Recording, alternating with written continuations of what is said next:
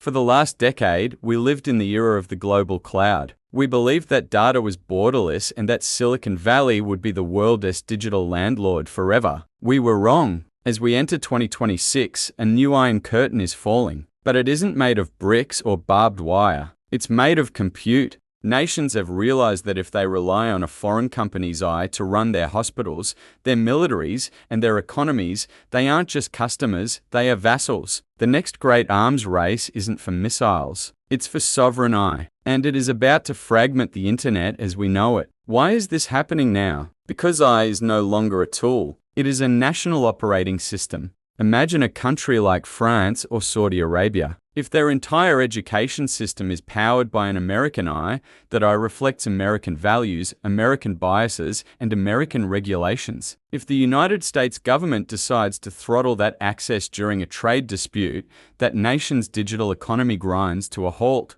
This is the digital dependency trap. In response, we are seeing the rise of national intelligence funds. Billions of dollars are being diverted from traditional infrastructure, roads and bridges into national iClouds. From Japan's SoftBank-led clusters to the US's Falcon models, the message is clear: our data, our models, our sovereignty. This is the prime insight for this decade. Compute is the new enriched uranium. In the 20th century, you weren't a global power unless you had nuclear capabilities. In the 21st century, you aren't a player unless you have sovereign compute. This leads to a massive geopolitical shift. We're seeing a non-aligned movement to point zero. Countries like India and Brazil are refusing to pick sides between US or Chinese eye. They are building vertical stacks, owning everything from the silicon to the software. We are also entering an era of the intelligence sanction, where the most powerful weapon isn't a bomb, but a compute embargo. Blocking a nation's access to AI updates will be the modern equivalent of a naval blockade.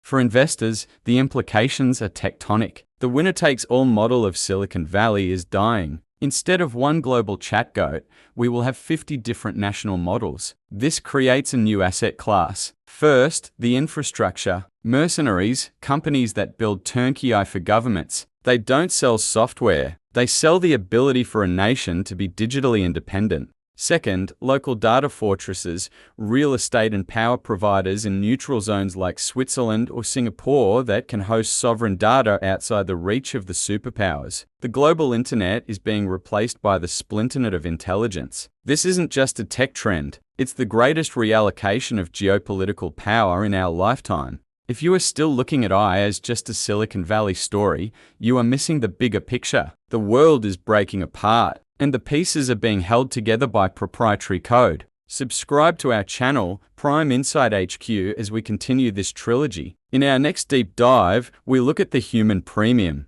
and why, in a world of infinite AI, your imperfection is about to become your most valuable asset. Thanks for watching.